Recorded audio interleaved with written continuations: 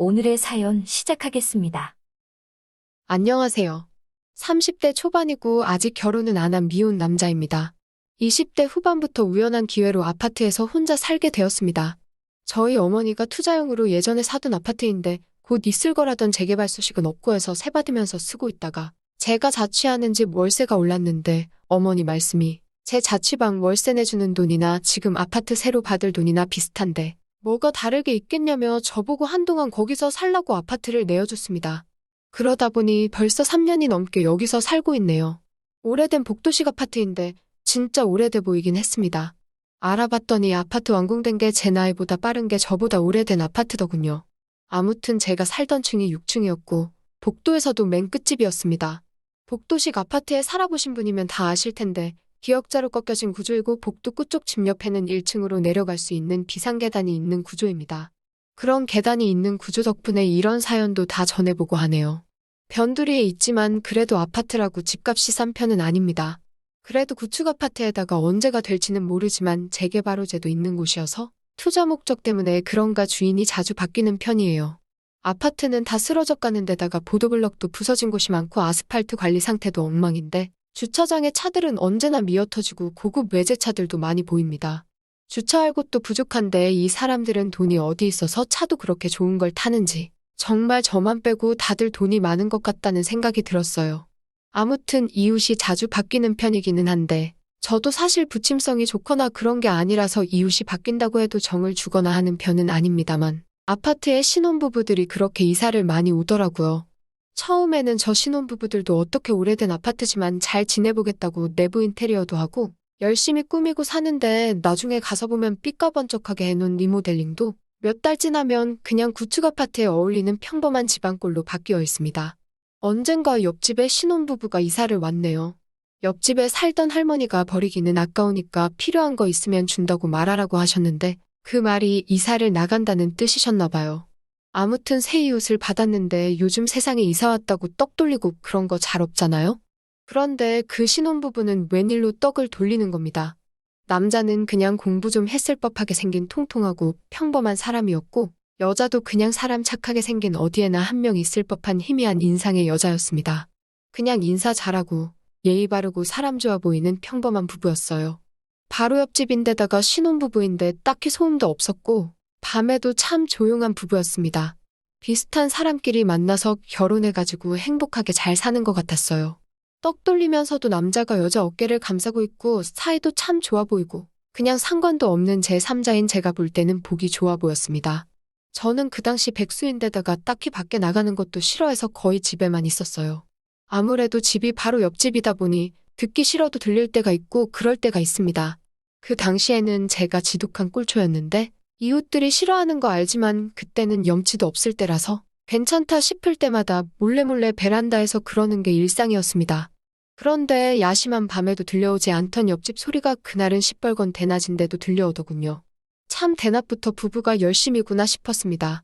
집 구조가 베란다가 쭉 이어져 있던 구조라서 듣고 싶지 않아도 소리가 들려오더군요. 뭐 옆집 여자가 진짜 뇌리에 남을 정도로 엄청난 미인이었다면 저도 괜히 거기서 마음 졸이면서 상상의 나래를 펼쳤을 텐데 별로 여자로서 매력도 없던 편이고 괜히 상상하니까 비위만 상하는 것 같아 후다닥 방으로 들어와 버렸어요. 아주 옆집이랑 붙어있는 벽이 쿵쿵댈 정도로 열심이더군요. 남자도 순하게 생겨가지고 그렇게 안 봤는데 보통이 아니더라고요. 괜히 상상하기도 싫고 이젠 소음 때문에 짜증나서 헤드폰 뒤집어 쓰고 노래 들으면서 딴짓을 했습니다. 그러다가 배가 고파져서 짜장면이나 시켜 먹어야겠다 하고 헤드폰을 벗었는데 옆집도 다 끝난 건지 조용하더라고요. 아무튼 그렇게 배달 음식 시켜 먹고 그릇 내놓으면서 식구땡이나 하려고 이번에는 복도 끝 비상계단으로 나갔어요. 그런데 옆집 현관문이 열리는 소리가 나더니 그 여자가 나오더군요. 여자는 보아하니 전화를 받으러 밖으로 나온 것 같았습니다.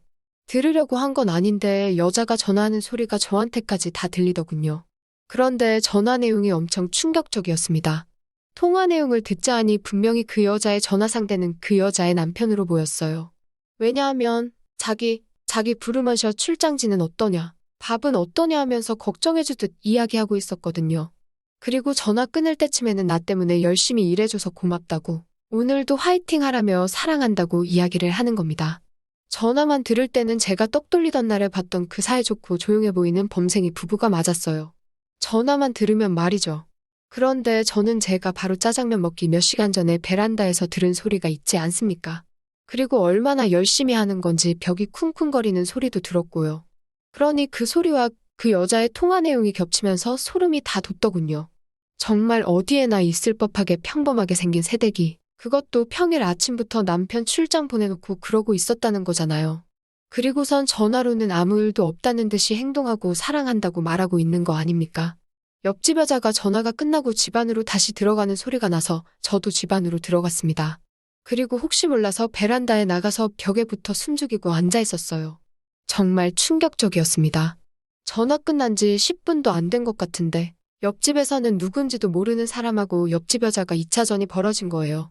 아니, 그럴 거면 결혼을 왜 한 거지 하는 생각이 들고 여자가 솔직히 그날 이후로 좋게 보이지가 않더군요. 하루는 집 근처 편의점에 다녀오는데 이 불쌍한 옆집 남자는 차도 없는지 지하철역 방향에서 무더위에 정장 자켓까지 입은 채 서류 봉투로 부채질을 하면서 집으로 걸어오고 있었습니다. 제가 인사를 했는데 이사 온 첫날에 한 번 본 게 전부였는데 그 사람은 어떻게 저를 기억해서 옆집 사는 분이지 않냐고 하면서 저한테 반갑게 인사를 하더군요. 저야 옆집 남자를 기억하는 이유는 이 옆집 남자의 와이프가 그러는 걸 알게 된 그날에 너무나도 충격적이어서 잊혀져 가던 희미한 인상이 뇌리에 갑자기 기억이 나서 각인이 되었기 때문입니다. 세상에 이 남자보다 불쌍한 사람이 있을까 싶었어요. 진짜 남의 집안일에 끼어드는 게 아니니 말은 못하겠고 또 이 남자분이 그냥 마음 한구석이 아려오고 그랬습니다. 그 남자가 불쌍해 보여서 그런 건 아닙니다. 싸구려 동정심 때문에 돈도 안 되는 일은 하지 않거든요. 그냥 무작정 호기심 때문에 궁금해졌던 거예요. 저 여자가 남편이 출근한 사이 누구를 만나고 있는지를요. 그냥 제가 자주 만나는 이웃 중에 한 명인 건지 아니면 밖에서 알게 돼서 집으로 끌어들인 건지 저는 알 방법이 없었습니다. 단지 어떤 놈인가 얼굴이 보고 싶었을 뿐입니다. 여자가 먼저 여지를 줬으니 집 안으로 들여보낸 것일 테지만 그래도 집 안에 들어가면 신혼부부인데 분명히 결혼사진이나 그런 게 걸려있을 텐데도 마음의 죄책감도 느끼지 않고 일을 저질러버린 그 간땡이가 부어있는 상대방이 누군지 궁금하더군요. 그래서 그날 이후로 대낮에 옆집에 문이 열리는 소리가 나면 저도 곧바로 따라 나가 조용히 문을 열고 밖을 나와봤습니다. 그 여자가 집에 들어가는 길이면 제가 문 열고 나올 때쯤에는 이미 문을 닫고 들어갔을 상태고 그녀가 밖으로 나오는 길이었으면 저는 반대방향 비상계단으로 몸을 돌려서 담배를 피는 척 이동해버리면 의심받을 일은 하나도 없었죠. 그러면 언젠가 옆집에서 나가는 남자의 모습을 포착할 것이고 그때 그 상대방의 정체를 알게 될 거라고 생각했어요. 그런데 일이 이상하게 돌아가기 시작했네요. 너무 고의적인 게 티가 난 건가 여자가 눈치를 챈 것 같더라고요. 눈치를 챘다는 게 제가 그녀의 상대방이나 그녀가 그러고 있는 현장을 포착하려는 걸 들킨 건 아니었습니다. 단지 제가 의도적으로 그녀가 밖으로 나올 때 따라 나온다는 걸 눈치를 챈 거지요. 그리고 그 여자는 그걸 별로 의심도 하지 않고 이상하게 받아들이더군요. 제가 그녀에게 관심이 있어서 뒤를 쫓아다닌다는 쪽으로 말입니다. 어디서 나온 자신감인지는 모르겠지만 그 여자는 남자들이면 모두 다 자신을 좋아할 거라고 생각을 했는가 봅니다. 어떤 날이었습니다. 초인종이 눌리는 소리에 문을 열고 나가봤더니 옆집 여자가 화장도 아주 진하게 하고 옷도 시선이 갈 정도로 잔뜩 차려입고서는 저희 집 앞에 서 있는 겁니다. 그래도 꾸며놓으니 조금 봐줄만 하기는 하더라고요. 그때 떡 돌릴 때 봤던 수수한 모습과는 전혀 다른 모습이었고 오히려 예쁘다는 생각까지 들 정도였습니다.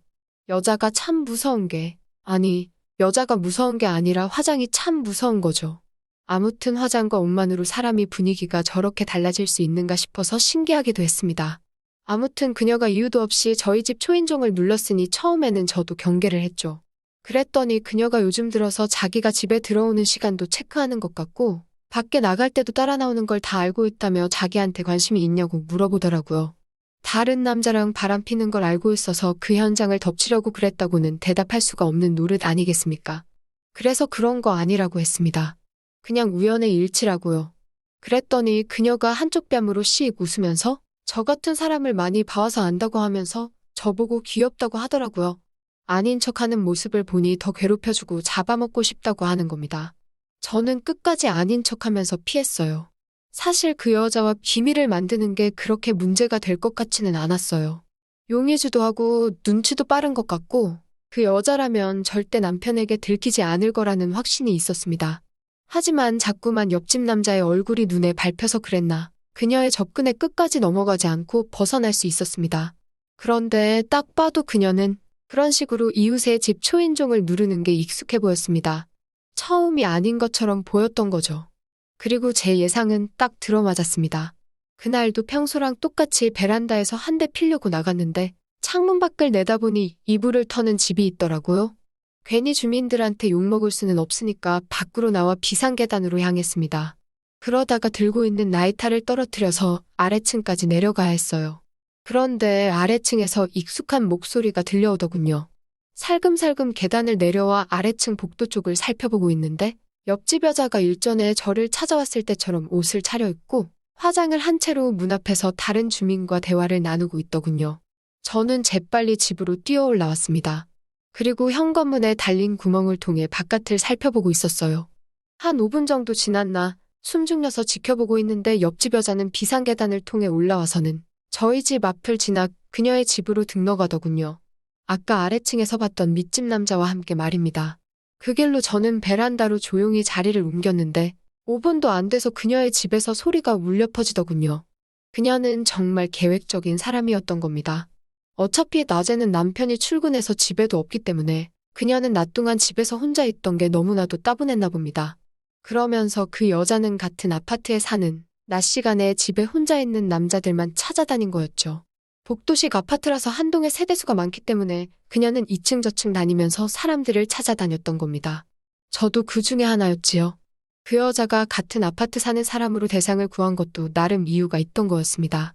그 편이 나중에 혹시 외부에 발설될 확률이 적으니까 말이죠.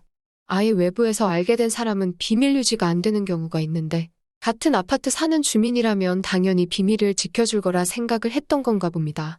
그런데 다행스럽게도 얼마 지나지 않아서 사건이 터져버렸어요. 저녁 시간이었는데 벼랑간 밖에서 와장창 소리가 나더라고요. 무슨 일인가 밖에 나가봤더니 옆집에서 일이 터져버리고 만 것입니다. 결혼기념일 이벤트를 위해서 남자가 가짜로 출장 때문에 자리를 비운 척을 하고 깜짝 파티를 준비하고 있었던가 봅니다.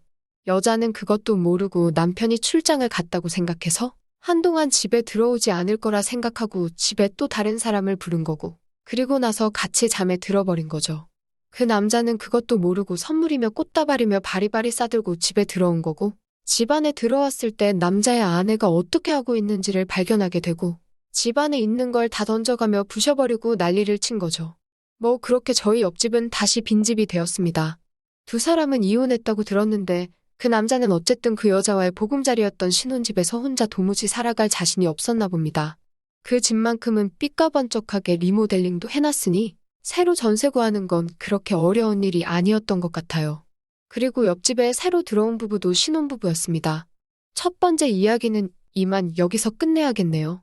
이 아파트에 살면서 겪은 일이 한두 가지가 아니거든요. 그럼 반응이 좋다면 다음 기회에 아파트에서 있었던 더 재밌는 사건을 가지고 돌아오도록 하겠습니다. 또 찾아주셔서 감사합니다. 매일 새롭고 흥미로운 사연으로 찾아뵙겠습니다. 구독과 좋아요 잊지 마시고 다음 사연으로 다시 찾아뵙겠습니다. 감사합니다. 안녕하세요. 썰라디오입니다. 오늘은 24살이나 차이 나는 친구의 딸과의 금기된 사랑에 대한 사연을 들고 왔습니다. 이 사연은 한 남성 청취자분께서 보내주신 내용으로 읽는 내내 금기된 사랑의 무게와 고민이 느껴졌습니다. 그럼 바로 사연을 시작하겠습니다. 제 이름은 김영석입니다. 올해로 48살이고 결혼한 지 20년이 됐습니다. 제 아내와는 그동안 큰 갈등 없이 잘 지내왔습니다.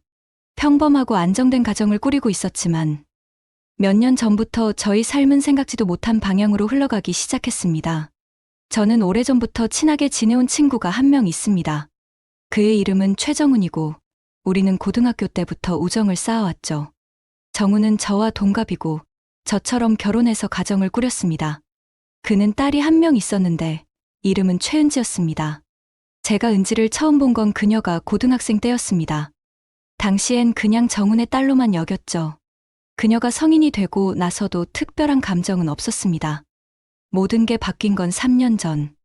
은지가 대학 졸업을 앞두고 정훈의 부탁으로 저희 회사에서 인턴 생활을 시작하면서부터였습니다. 은지는 똑똑하고 야무진 아이였습니다. 회사에서도 일을 참 잘했고 동료들과의 관계도 좋았습니다. 저는 그녀에게 특별히 관심을 가지지 않으려고 했지만 시간이 지날수록 이상하게 그녀를 신경 쓰게 되었습니다. 그녀가 웃을 때, 대화할 때, 심지어 무언가에 집중하는 모습까지도 저를 흔들어 놓았죠.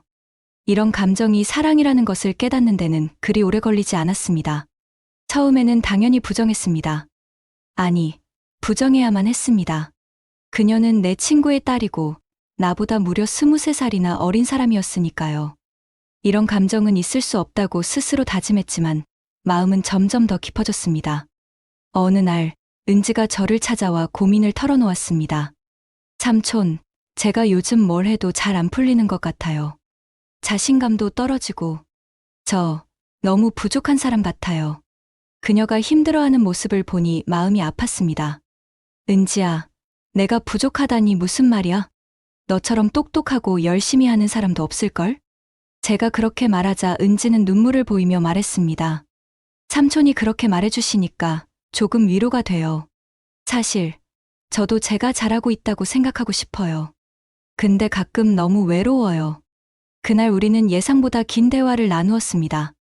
서로의 고민을 털어놓고 은지가 느끼는 부담감과 저희 삶의 단조로움을 이야기하면서 점점 더 서로를 이해하게 됐습니다. 시간이 흐르면서 우리는 회사에서뿐만 아니라 개인적인 자리에서도 자주 만나게 되었습니다. 처음엔 가벼운 점심 약속이었지만 점점 저녁 식사나 카페에서의 긴 대화로 이어졌습니다. 어느 날 저녁, 은지가 저를 바라보며 물었습니다. 삼촌은 언제 가장 행복하세요? 순간 저는 대답을 망설였습니다. 아내와의 일상, 아이들과 보내는 시간, 아니면 안정된 직장, 아무것도 마음에서 우러나지 않았습니다. 그래서 솔직히 말했습니다. 은지야, 요즘 가장 행복한 순간은 너랑 대화할 때인 것 같아. 그녀는 놀란 표정을 지었지만 곧 미소를 지으며 말했습니다. 저도요, 삼촌. 삼촌이랑 이야기할 때가 제일 좋아요. 삼촌은 정말 제게 힘이 돼요. 그 말에 제 가슴이 뛰었습니다. 그날 이후로 우리의 관계는 미묘하게 바뀌었습니다. 단순한 친구 딸과 아버지 친구의 관계를 넘어 서로를 향한 감정이 깊어지는 것을 느낄 수 있었습니다. 하지만 저는 여전히 이 관계가 잘못됐다는 걸 알고 있었습니다. 이런 감정을 품는 것 자체가 친구를 배신하는 일이고 제 가정을 위협하는 일이었습니다. 그럼에도 불구하고 그녀를 향한 마음은 멈추지 않았습니다. 어느 날 저녁, 은지와 함께 카페에 앉아 있던 저는 조심스럽게 물었습니다. 은지야, 혹시 내가 요즘 너한테 너무 의지하는 건 아니니? 그녀는 고개를 저으며 웃었습니다. 아니에요, 삼촌. 사실 저도 삼촌이 있어서 너무 다행이에요. 삼촌 없었으면 저 많이 힘들었을 거예요. 그 순간 저는 그녀를 향한 마음이 걷잡을 수 없이 커지고 있다는 것을 확신했습니다. 은지와의 관계가 깊어질수록 제 마음속 갈등도 점점 커져갔습니다. 머리로는 안 된다고 수없이 다짐했지만 마음은 이미 그녀에게로 기울고 있었습니다. 그리고 그 감정이 결국 행동으로 이어진 날이 찾아왔습니다. 그날은 은지가 회사에서 힘든 하루를 보낸 날이었습니다. 퇴근 후 그녀는 저에게 전화를 걸어왔습니다. 삼촌, 잠깐 시간 괜찮으세요? 저 오늘 너무 지쳤어요. 그녀의 목소리는 피곤함과 외로움이 묻어 있었습니다. 저는 망설임 없이 대답했습니다. 그래, 어디로 갈까? 오늘은 내가 맛있는 거 사줄게. 우리는 회사 근처 작은 레스토랑에서 만났습니다. 그녀는 평소처럼 밝은 척하려고 애썼지만 눈빛에서는 슬픔이 묻어났습니다. 무슨 일 있었어? 제가 묻자 그녀는 한숨을 쉬며 말했습니다. 그냥 회사에서 자꾸 저를 만만하게 보는 것 같아요. 제가 뭘 해도 부족하다고 느껴지고 모든 게 저 때문인 것 같아요. 그녀의 이야기를 듣는 동안 제 가슴은 답답해졌습니다. 저는 진심으로 그녀를 위로하고 싶었습니다. 은지야, 너 정말 잘하고 있어. 누구보다도 열심히 하고 있고 내가 얼마나 대단한 사람인지 알아야 해. 제 말을 들은 그녀는 고개를 떨구더니 조용히 말했습니다. 삼촌만 아니었으면 저는 정말 버티지 못했을 거예요. 삼촌이 제게 너무 큰 힘이에요. 그 순간 저는 충동적으로 그녀의 손을 잡았습니다. 제 손이 그녀의 손에 닿자 그녀는 놀란 듯 저를 바라보았습니다. 저는 얼른 손을 놓으며 말했습니다. 미안하다. 나도 모르게. 하지만 은지는 고개를 저으며 부드럽게 웃었습니다. 괜찮아요, 삼촌. 오히려 고마워요. 삼촌이 있어서 제가 이렇게 버틸 수 있는 것 같아요. 그날 이후로 우리의 관계는 더 이상 단순하지 않았습니다.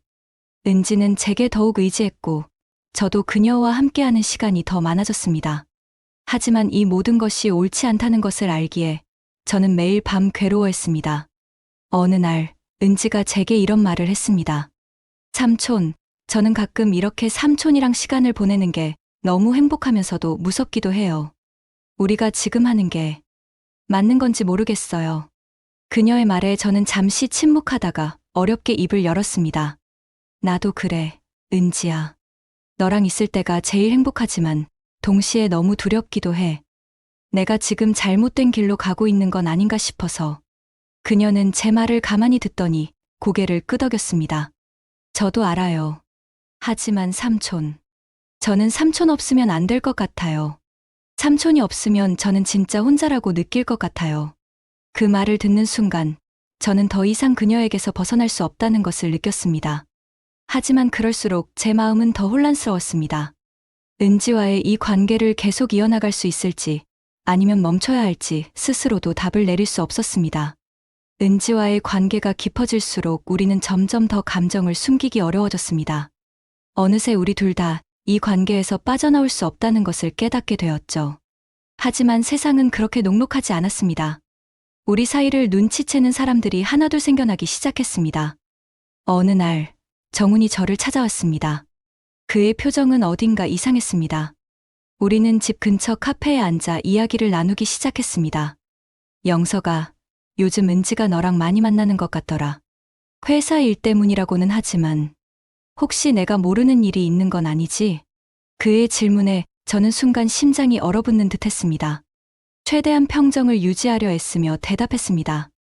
무슨 소리야, 정훈아.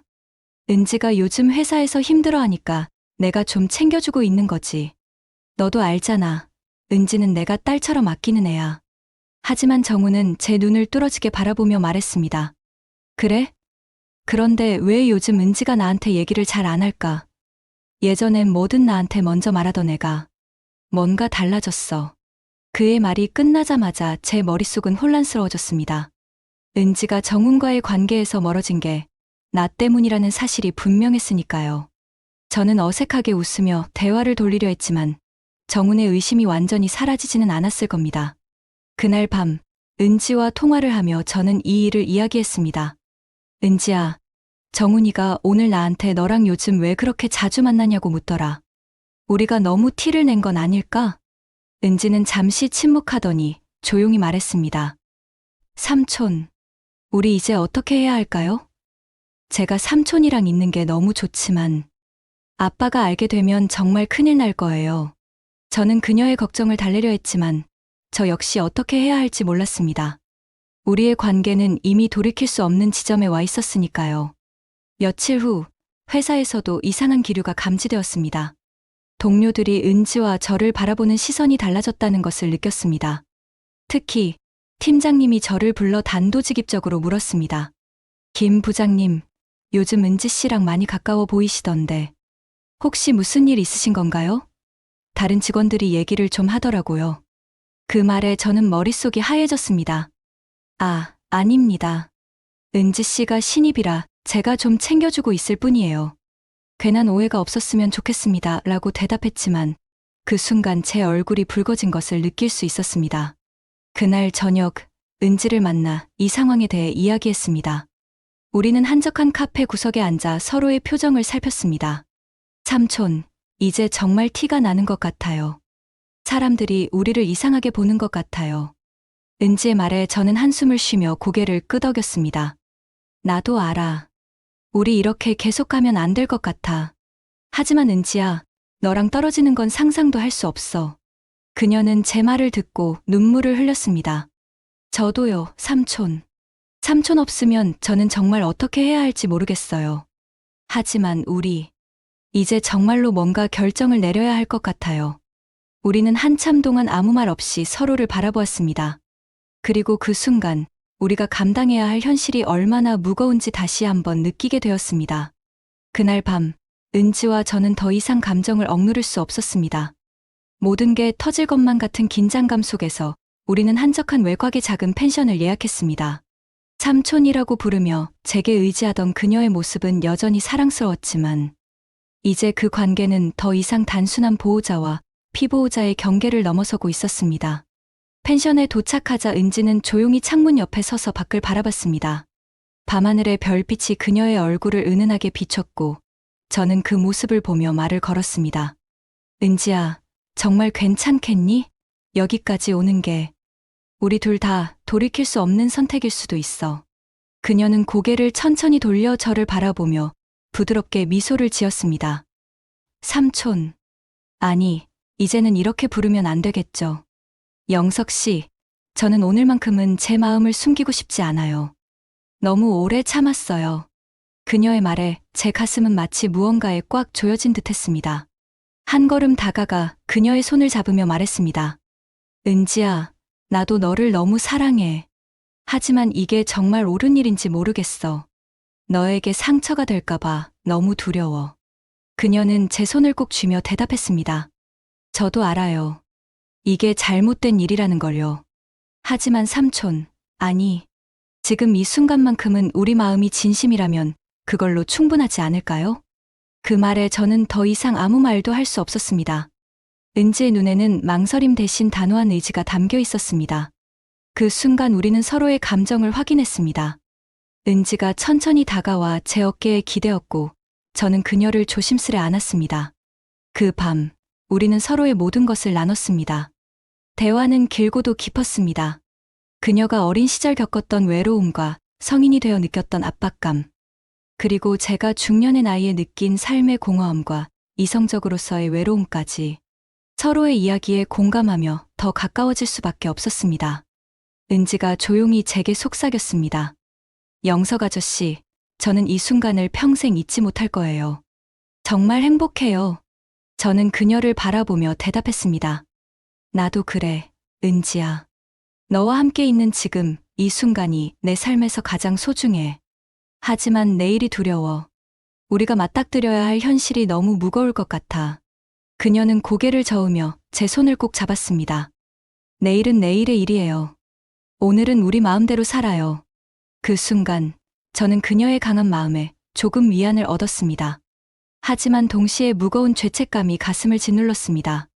우리는 함께 밤을 보냈고, 그 시간 동안 모든 걱정을 잊으려 애썼습니다. 하지만 해가 뜨면서 현실이 다시 찾아왔습니다. 은지는 제 품에서 일어나 창밖을 바라보며 말했습니다. 아저씨, 이제 우리가 어떻게 해야 할까요? 오늘부터는 정말로 모든 걸 생각해야 할 것 같아요. 저는 무겁게 고개를 끄덕이며 대답했습니다. 그래, 은지야. 이제는 우리가 이 선택의 대가를 받아들여야 할 때야. 하지만 한 가지는 확실해. 나는 내가 어디에 있든 어떤 상황이든 항상 내 곁에 있을 거야. 그녀는 미소를 지으며 눈물을 훔쳤습니다. 저도요. 우리 함께 이겨낼 수 있을 거예요.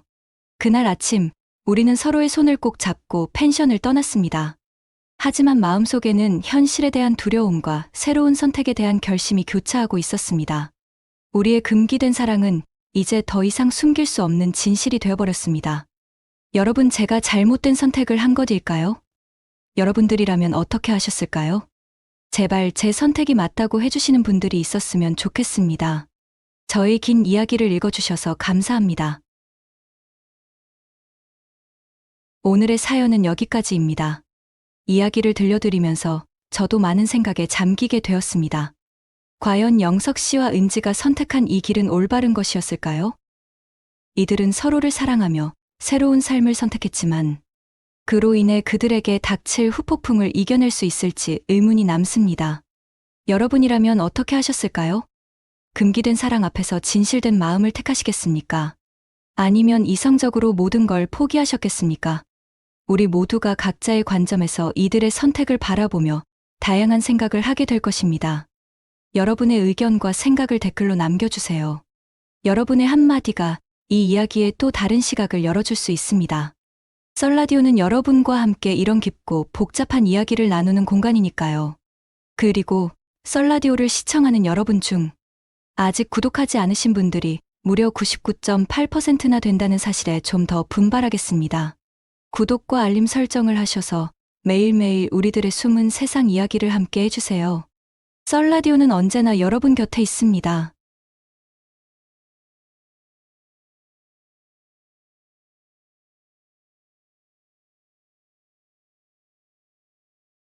안녕하세요. 40대 후반의 남성입니다. 지금은 두 아이의 아빠이며 가장입니다.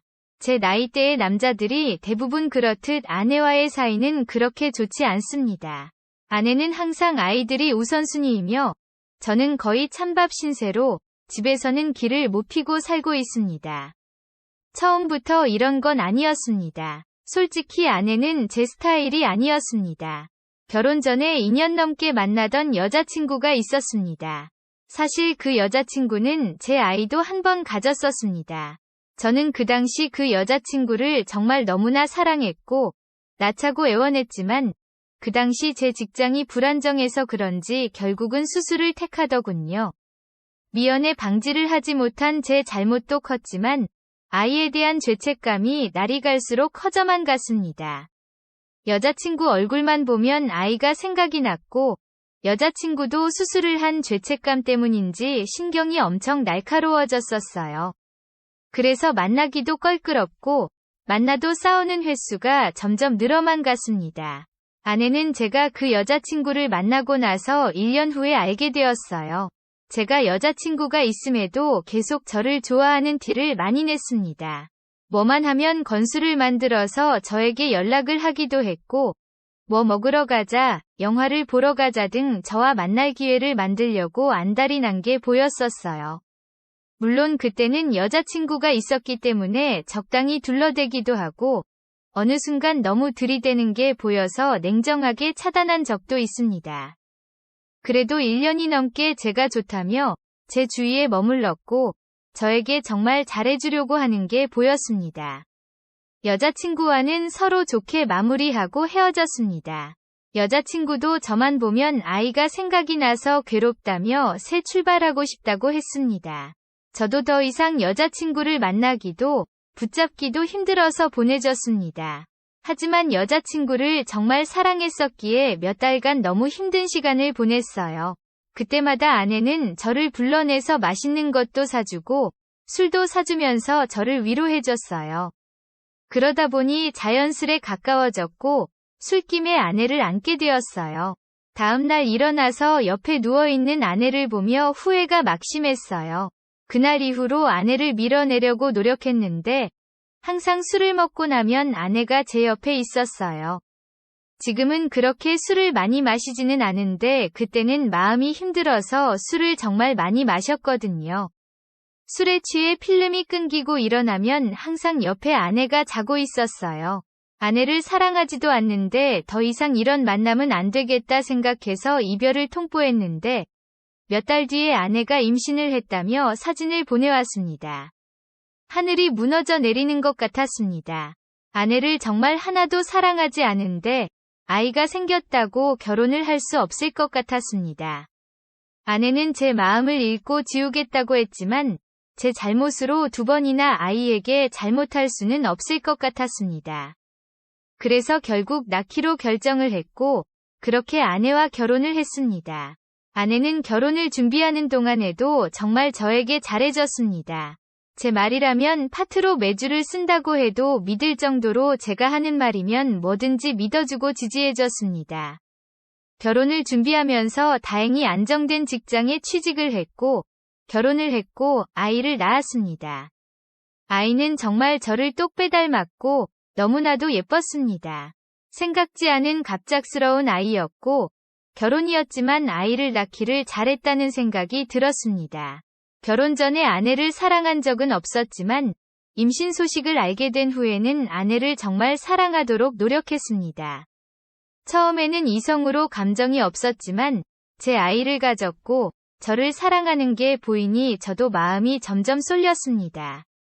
아이를 낳고 나서부터는 정말 더 사랑하게 되었고 진심으로 사랑했다고 생각합니다. 아이가 돌이 되기 전까지는 말이죠.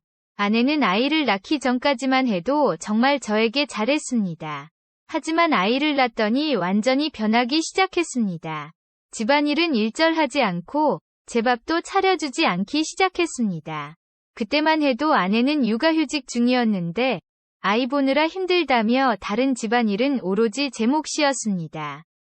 저는 20대가 되면서 자취를 해서 혼자 오래 살았기 때문에 집안일은 남자치고 정말 잘했습니다.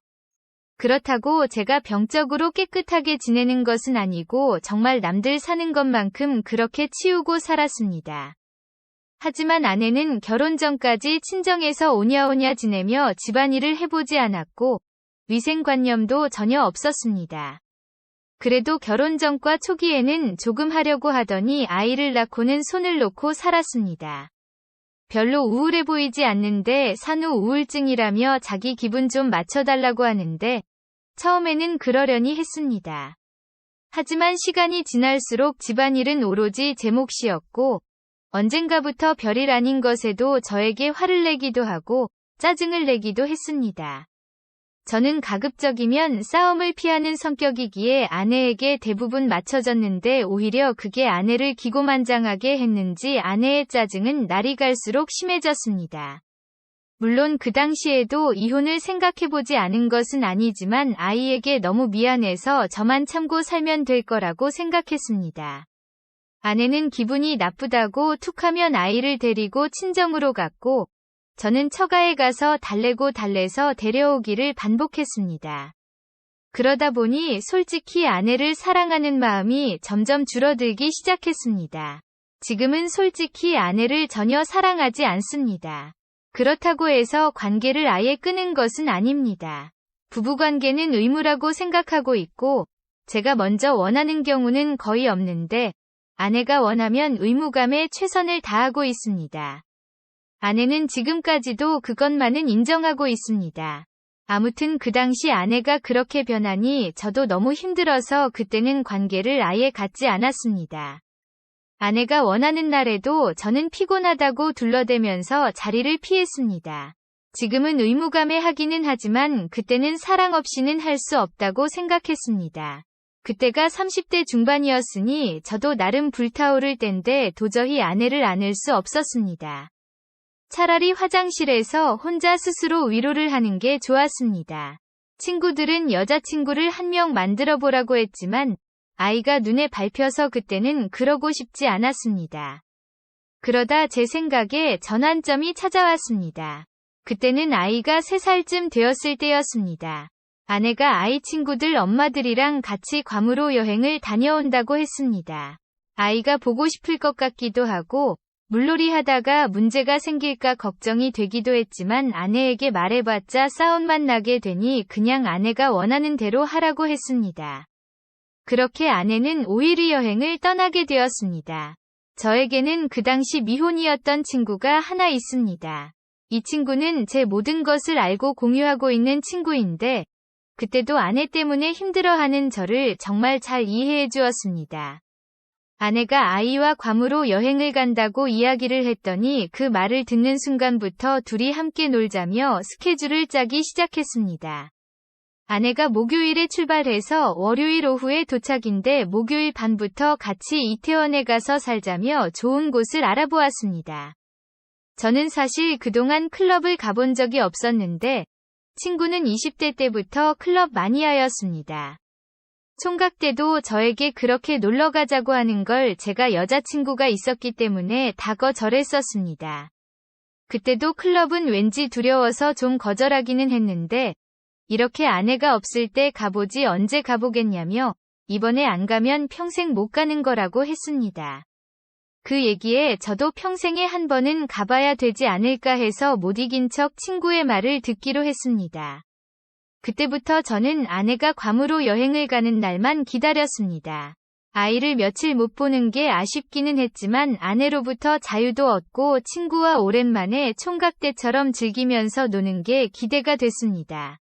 아내가 출발하는 날 아침 아쉬운 표정으로 인사를 했지만 간만에 저도 자유가 될 생각을 하니 너무나도 좋았습니다.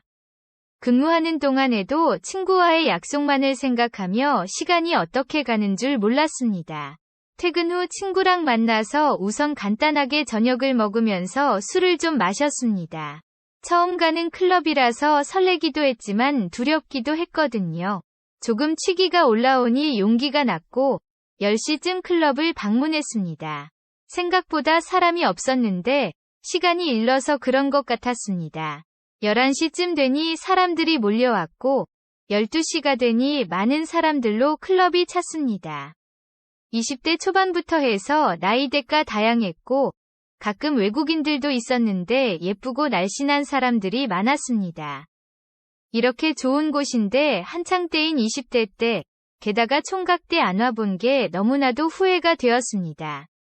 술이 좀 들어가니 용기가 났고 몇 명 마음에 드는 여자에게 가서 부비부비도 하며 춤을 췄습니다. 너무나도 좋았습니다. 중간에 친구가 몇 명이 여성에게 작업을 걸었는데 2명 정도에게 연락처도 받더군요. 1시까지 놀다가 아무래도 다음날 근무에 영향이 있을까봐 아쉽지만 그냥 집으로 돌아와야 했습니다.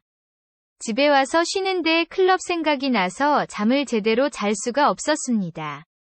금요일에 출근을 해서도 계속 클럽 생각이 났고 빨리 퇴근해서 친구랑 클럽에 가고 싶었습니다.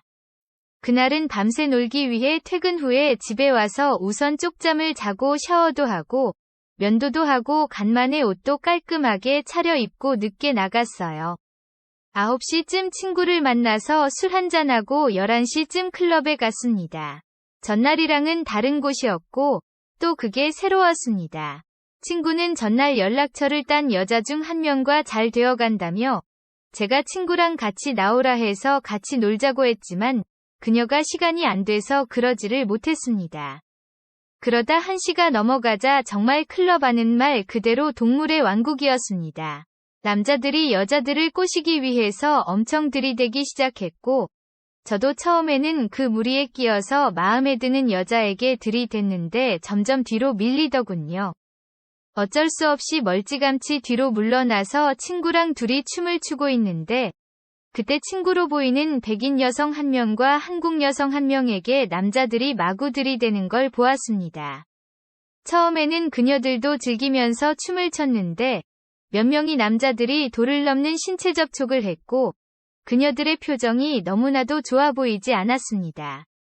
저랑 친구는 조심히 그녀들 곁으로 다가가서 그녀들 주위에 다른 남자들이 불필요한 접촉을 하지 않도록 막아섰습니다. 몇 명의 남성들이 힘으로 우리를 밀어내려고 했지만 무슨 객기에서인지 저는 꿈쩍도 하지 않고 그녀들을 보호했습니다. 그렇게 30분 정도 시간이 흘렀고 그녀들은 이제 춤을 다 췄는지 짐을 챙겨서 나가더군요. 이때 친구가 갑자기 나가더니 이 차를 잡았다며 저에게 연락을 했습니다. 친구가 얘기한 술집으로 갔고 정말 그녀 둘이 그 술집 안에 있었습니다. 알고 보니 백인 여성은 러시아에서 여행 온 여성이었고 한국에 관심이 많아 간단한 한글 단어 정도는 말하고 이해할 정도였습니다. 영어는 수준급이었는데 저랑 친구는 짧지만 영어 단어 정도로 의사소통은 대충 할 수 있었기 때문에 진지한 얘기는 아니라도 얘기는 꾸준히 할 수 있었습니다.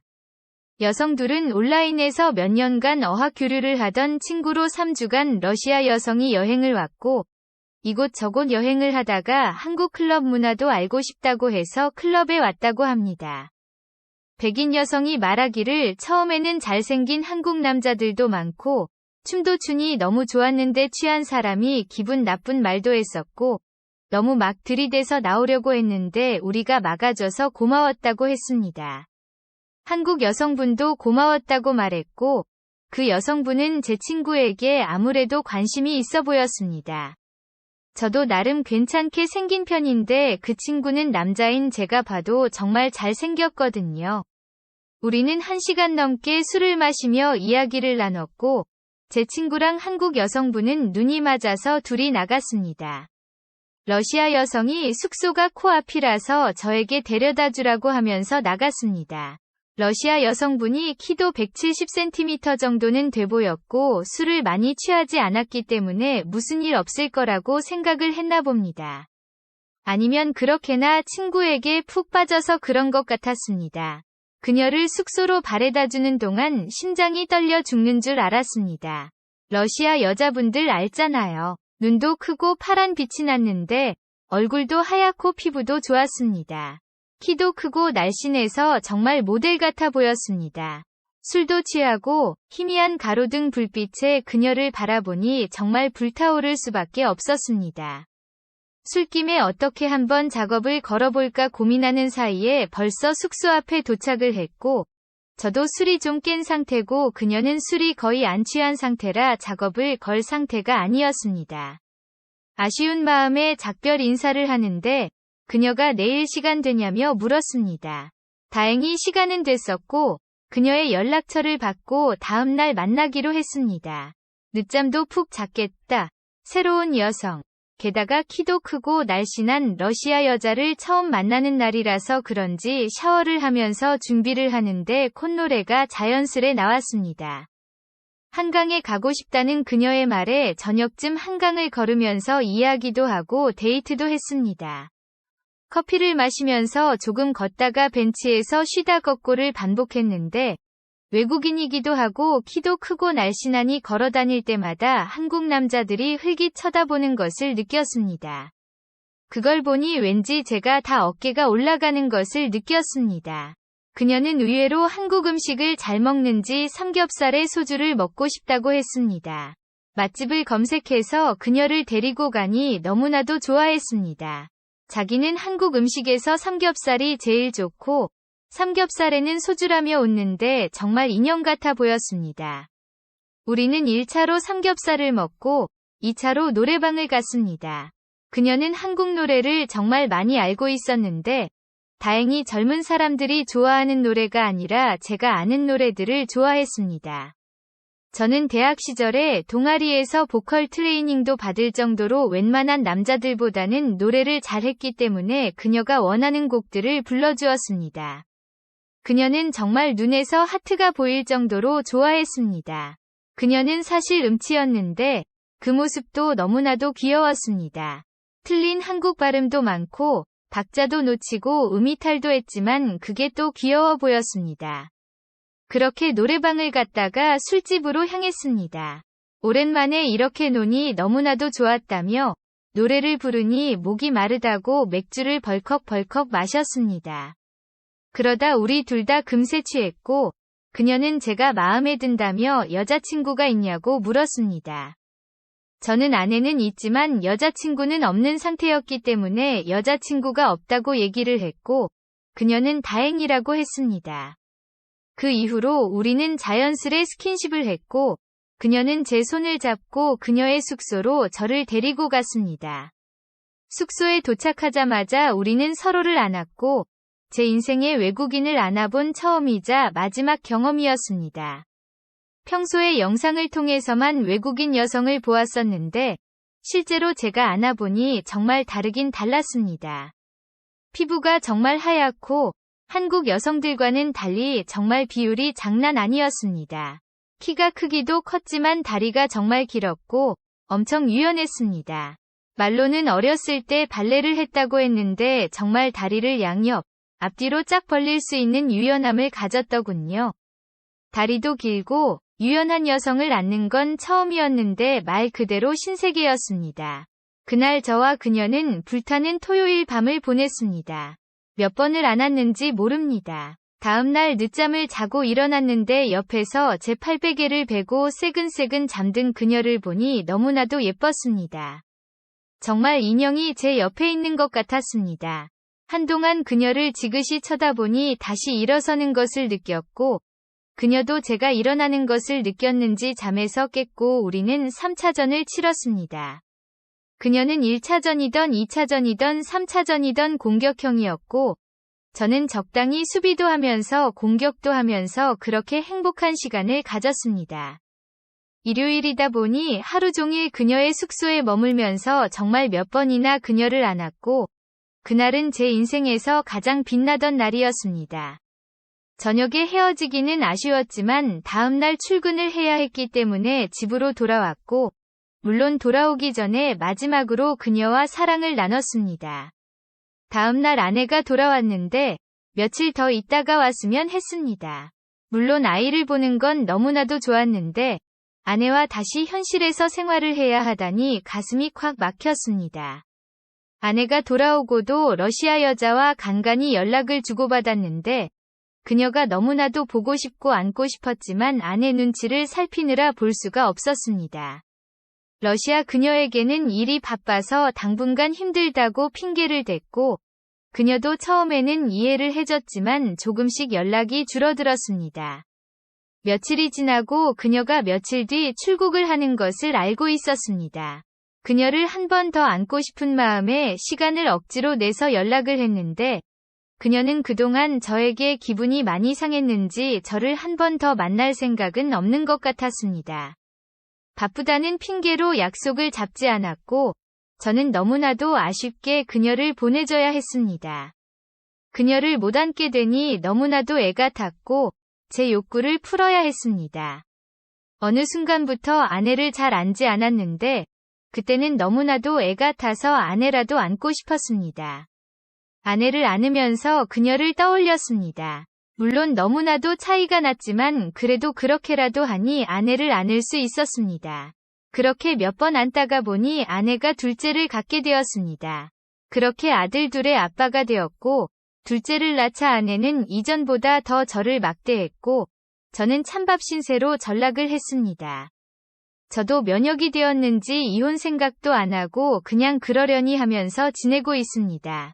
이후에도 여자를 만날 기회가 몇 번 있었고 길게는 만나지 않았지만 몇 명의 여성을 아는 적이 있습니다. 그 러시아 여자에 비해서는 정말 새발이 피지만 아내를 안는 것보다는 다른 여성을 안는 게 더 좋은 것 같습니다. 제가 나이가 있다 보니 유부녀들이 많은데 남의 여자를 안는다는 생각을 하면 더 기분이 좋고 아무래도 유부녀들이 매력적인 것도 있습니다. 몇 번 미혼을 안아봤는데 부끄러워하는 척하면서 튕기는데 솔직히 경험이 있는 거 아는데 너무 내숭을 떠는 게 더 싫더라고요. 오히려 유부녀들은 내숭 없이 표현을 하는 게 너무나도 좋습니다. 물론 서로의 가정이 있기 때문에 몇 번 만나다가 흐지부지 되는 경우가 많기는 했습니다. 요 몇 년은 코로나 때문에 술자리가 없어서 그런 기회가 없어서 너무나도 아쉬웠습니다. 하지만 코로나가 잠잠해지고 규제가 풀리고는 다시 술을 마시면서 그런 기회가 몇 번 있었습니다. 꼬리가 길면 발핀이 가볍게 서로 즐기면서 몇 번 만난 여자가 둘이 있었습니다. 여러분들도 너무 오래 바람을 피우다 보면 꼬리가 밟히니 적당히 즐기면서 행복한 생활 했으면 좋겠습니다. 주위를 보면 솔직히 다들 한, 두 번은 그런 경험이 있는 것 같습니다. 너무 길게 하지 말고 가정 파탄이 일어나지 않는 범위에서 인생 즐기면 사시면 좋을 것 같습니다. 그리고 기회가 되면 꼭 러시아 여자도 한번 만나보시길 추천합니다. 정말 신세계를 경험하실 겁니다.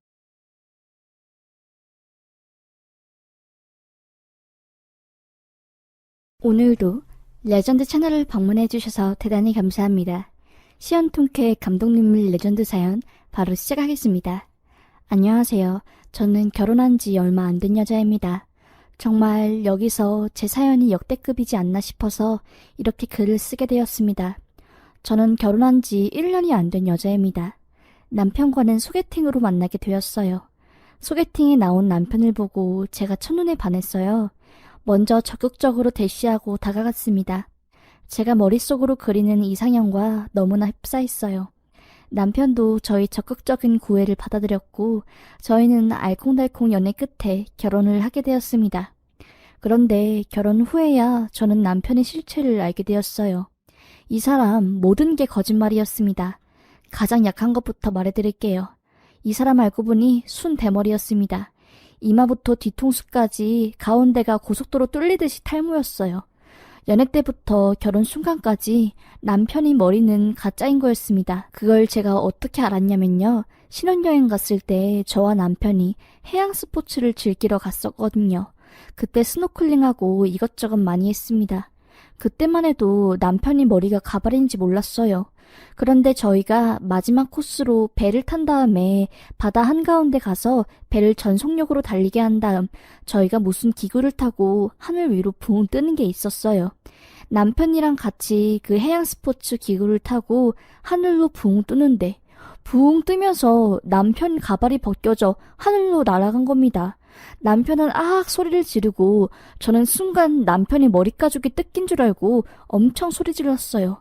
막 스톱 스톱 사람이 다쳤어요 헬프 미 하면서 소리 지르고 손으로 X자 표시하고 밑에서 조종하시는 분이랑 직원들이 깜짝 놀라서 배 속력 줄이고 저희는 바다에 빠져서 질질 끌려오는데 가까이서 보니 진짜 남편 머리 가죽이 벗겨진 게 아니라 가발이 벗겨진 거였더라고요.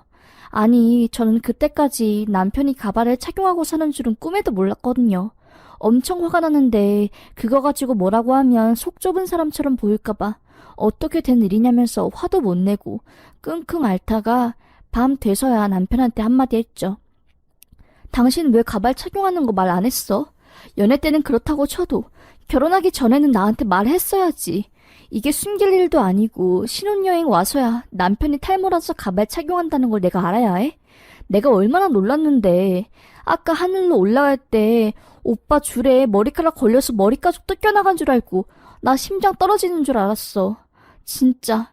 라고 하자 남편은 미안해. 숨기려고 숨긴 게 아닌데 갑자기 머리가 너무 많이 빠져서 내 나이에 나만큼 빠진 사람이 없거든. 그래서 이게 콤플렉스가 되고 가발 쓴 거 알면 여보가 나랑 헤어지자고 할 것 같아서 숨긴 거였어. 말 못해서 미안해 진짜. 언젠간 말하려고 했는데 타이밍을 놓친 거야. 진짜 미안해. 라고 하면서 울먹이더라고요. 저는 화가 머리 끝까지 났는데 자기 콤플렉스라서 말 못했다고 하면서 우는 남자에게 제가 더 이상 뭐라고 하겠어요. 그렇게 저는 신혼여행 끝날 때까지 머리 반 까진 남자와 웃지 못할 여행을 보냈습니다. 네, 이 정도로 남편이 절 속였으면 제가 참고 살았겠지요. 남편은 저와 연애할 때 K대를 나왔다고 했어요. 그래서 그냥 그렇구나 하고 넘어갔었거든요. 사실 학교 어디 나왔는지 별로 신경 안 쓰는 사람이고 지금 무슨 일을 하고 어떻게 사는 사람인가가 더 중요하다고 생각하는 입장이라서요. 그런데 남편은 유난히 본인이 나온 학교를 강조하면서 자존심을 내세울 때가 많았어요. 이 애가 왜 이렇게 학교에 집착을 해? 하면서 그만 좀 하라고 말릴 정도였고요. 그렇게 잠잠해지나 싶었습니다. 그런데 일이 터졌어요. 제가 동호회 활동하면서 알게 된 여자친구들과 저희 남편이 만나서 함께 술 먹는 자리가 있었거든요. 그때 그 여자친구들 중 한 명이 남편이 나온 학교와 과가 같았고 심지어 동기였던 겁니다. 친구가 그 사실을 알고 남편에게 너무 반갑다고 그런데 학교 다니면서 한 번도 못 봤는데 신기하다고 하면서 막 이것저것을 물어봤어요.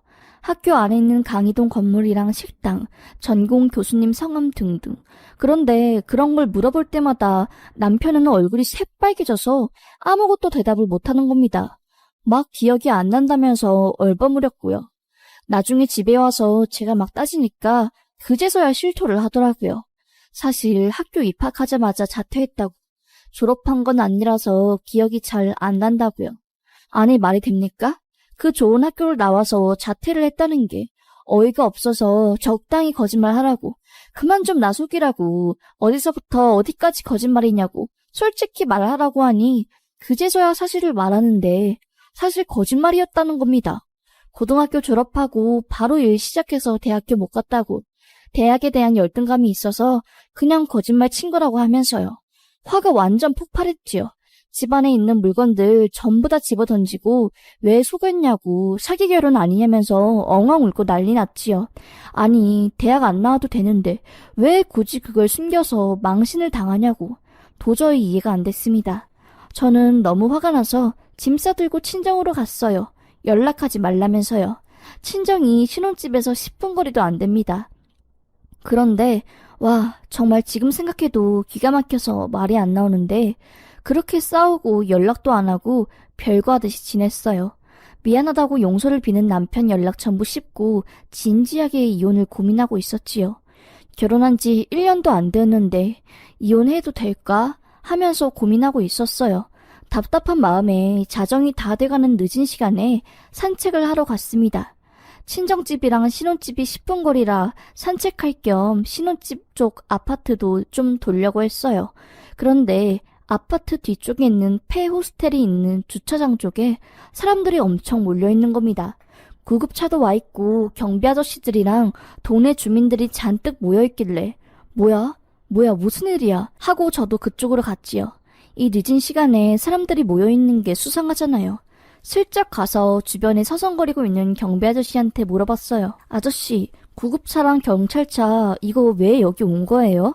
지금 구급대원 맨홀 안에 왜 들어가 있는 거예요? 무슨 일 났어요 여기? 라고 하니까 경비 아저씨는 말도 마세요. 진짜 세상에 됐어. 세상 말세야. 참네.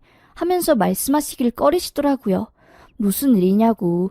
저도 이 아파트 주민이라고 하니까 그제서야 이야기를 꺼내시는 겁니다. 아니, 우리 아파트가 뒤에 폐호스텔 주차장 쓰기로 했잖아. 그래서 오늘 내가 뒤에 순찰 당번이라서 여기 순찰을 하고 있었어요. 그런데 저기 맨 앞에 맨홀 뚜껑이 열려 있는 거야. 위험하게 이게 뭐야? 누가 한 짓이야? 하고 갔는데 아니 그 안에서 누가 살려주세요 하고 외치고 있는 거야. 아이고 진짜 내 평생 그런 일은 처음이라 깜짝 놀라서 후레쉬를 켜고 안에를 들여다보니까 아니 웬 벌거벗은 남녀 둘이 거기 밑에 빠져있더라고. 무슨 일이냐고 왜 거기 들어가 있냐고 하니까 그냥 빨리 구급차 좀 불러달래서 알겠다고 하고 119 불렀지. 아이 참 그런데 그 안에 빠진 여자 얼굴 자세히 보니까 세상 저기 굴다리 밑에서 사는 아가씨 있지? 맨날 폐지 줍고 다니고 정신 좀 이상해 보이는 막 젊은 남자만 보면 좋다고 뛰어와서 허리 확 안고 경찰 신고도 몇 번 당했는데 정신병력 때문에 못 잡혀간 그 아가씨. 아니 그 아가씨가 그 안에 들어가 있는 거야. 내가 보니까 이 아파트 사는 남자가 그 아가씨랑 여기 아무도 없는 인적 없는 곳에 와서 그 짓거리 하다가 맨홀 뚜껑 안으로 빠진 것 같더라고. 젊은 남자가 아픈 여자 데리고 뭐하는 짓인지. 어휴 세상. 일하면서 혀를 끌끌 차더라고요. 뭔 이런 일이 다 있었는데 으악 하는 소리와 함께 맨홀 뚜껑 안에서 사람이 구출되는 소리가 들리더라고요. 사람들을 비집고 가서 그 남자 쌍판떼기 좀 보려고 한 순간 너무 놀라서 깨악하고 주저앉았습니다. 맨홀 뚜껑 안에서 나온 남자는 제 남편이었어요. 너무 깜짝 놀라서 야, 너가 왜 거기서 나와? 왜 아랫돌이 발가벗은 채로 거기서 나오냐고 하면서 멱살을 잡으려고 하는데 남편은 맨홀 아래로 떨어지면서 허리랑 다리를 크게 다쳐 신음소리만 내고 있었고 달려가는 저를 경찰분들이 제지하더라고요. 정말 너무너무 어처구니가 없었습니다. 남편은 제가 집을 나가서 친정이 있으니까 본인 성욕을 풀 곳이 없어지니 동네 꽃한 미친년을 살살 꼬셔서 돈 몇 푼 쥐어주고 그동안 그 아파트 뒤 폐 주차장에서 그 짓거리를 한 모양이더라고요. 맨홀 뚜껑 위에서 그 짓을 하다가 본인들 움직임 때문에 맨홀 뚜껑이 아래로 떨어지면서 본인들도 그 밑으로 떨어진 거였어요. 똥물에 진흙까지 전부 뒤집어 쓰고 냄새가 아주 푹 삭힌 소똥 냄새가 남편에게 진동했습니다. 이 사람이랑 이혼할까 말까 하고 망설였던 제가 미련 곰탱이더라고요.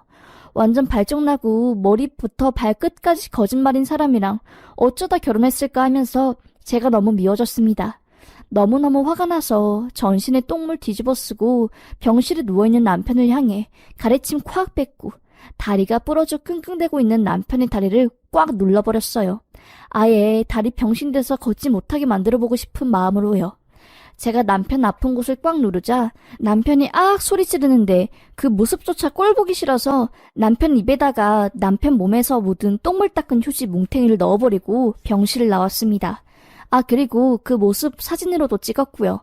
집에 가서 너무 분통이 터지고 저급한 사람이랑 잠시나마 결혼생활 했다는 게 화가 안 풀려서 남편 지인들한테 사진 쫙 돌리고 남편이 거짓말한 리스트들 전부 폭로했어요. 남편 SNS 계정에도 들어가서 남편 학력, 탈모, 바람난 거 등등 전부 써서 올렸고요. 그리고 저는 신혼집에 들어가 남은 제 물건 바리바리 싸서 친정으로 갔습니다. 해가 밝은 다음에는 연차 내고 바로 이혼 전문 변호사 찾아가서 소송 준비했고요. 가차없이 소장 써서 이혼 소송했습니다. 이딴 쓰레기 같은 놈이랑은 1분 1초라도 상종하기 싫고 엮이기 싫다는 마음으로요. 정말 제 인생이 이렇게 흘러갈 줄은 꿈에도 몰랐네요. 아참, 그리고 온 동네에 그 맨홀 뚜껑이 빠진 남자가 제 남편이란 것도 전부 소문냈습니다. 10년 넘게 그 아파트에서 산 남편이 다시는 동네에 얼굴 못 들고 다니게 하려고요. 그 신혼집 남편 명의니까 저는 상관없었습니다. 저야 나가서 살면 되니까요. 온 동네가 그 정신 이상자 여자랑 그 짓한 남자 어떤 남자냐고 수군대고 난리 났는데 뭐 제가 아파트 엘리베이터 전단지 칸에 A4 용지에 남편 신상 적고 그 짓한 놈이라고 떡하니 붙여놨죠. 에휴, 누구한테 창피해서 말도 못하고 속앓이만 끙끙 하다가 참다 이렇게 사연 올립니다. 이제야 속이 좀 시원하네요. 정말 여러분, 결혼은 꼭꼭 신중하게 하세요. 전 지금 결혼한 게 너무나 후회가 되네요. 부디 여러분들은 제 남편 같은 남자 만나지 마시고 정상적이고 멀쩡한 남자 만나시길 바랍니다. 여기서 이야기 마치겠습니다. 혹시나 저 아는 사람 있더라도 모른 척하고 넘어가 주세요. 감사합니다.